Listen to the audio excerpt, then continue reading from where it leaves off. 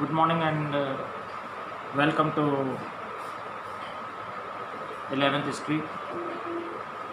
In the last class we have studied about movement of goods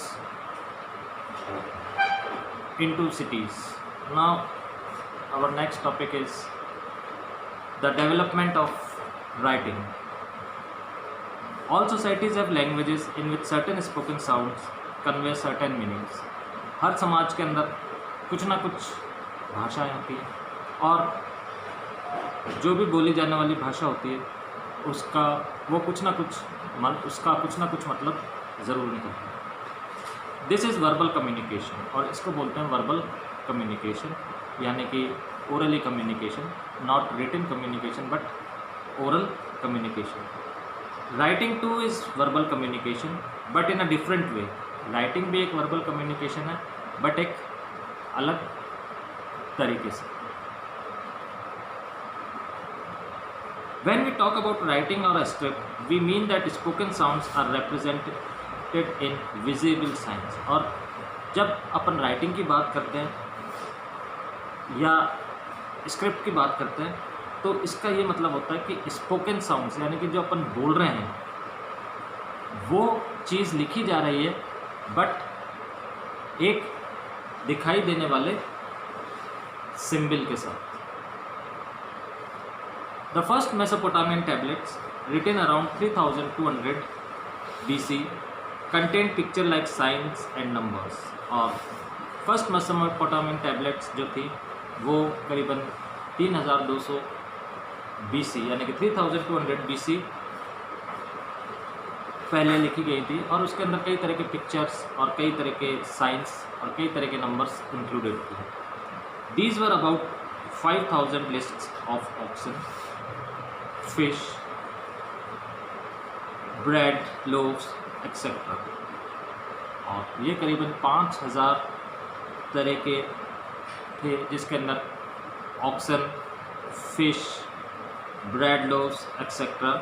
List of goods that were brought into or distributed from the temples of Uruk, a city in the south। Clearly, writing began when society needed to keep records of transaction because in a city life, transaction occurred at different times and involved many people and a variety of goods। अगर अपन अब देखें तो clearly जो writing है, writing जो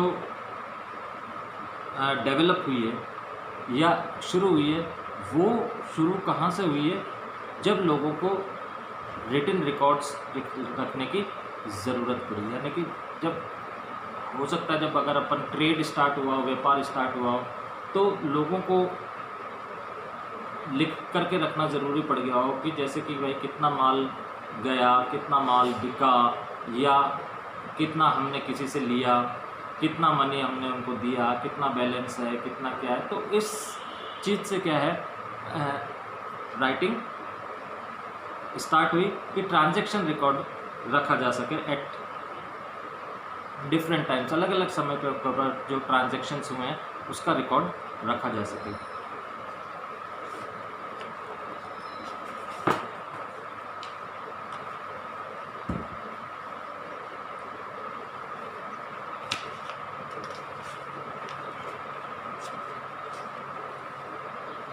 By 2600 BCE or so, the letters became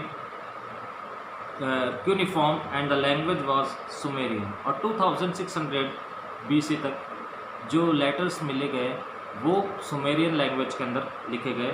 writing was now used not only for keeping records but also for making dictionaries, giving legal validity to land transfers, narrating the deeds of kings and announcing the changes a king had made in the customary laws and the land।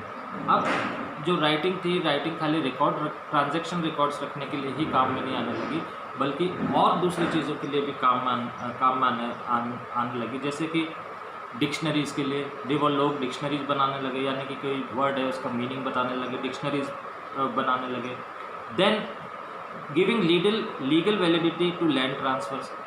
Land transfers जो होते थे उसकी legal validity देने के लिए कि भाई ये लैंड इसका है, ये लैंड इसका है, तो उसको लिख करके देना कि this land belongs to this and this person. Signed by the authority. तो ये legal land transfers. Then narrating the deeds of the kings, यानी कि राजा ने क्या क्या काम कर रहा है उसके डीड्स के लिए, उसकी सारी चीज़ें बताने के लिए। And announcing the changes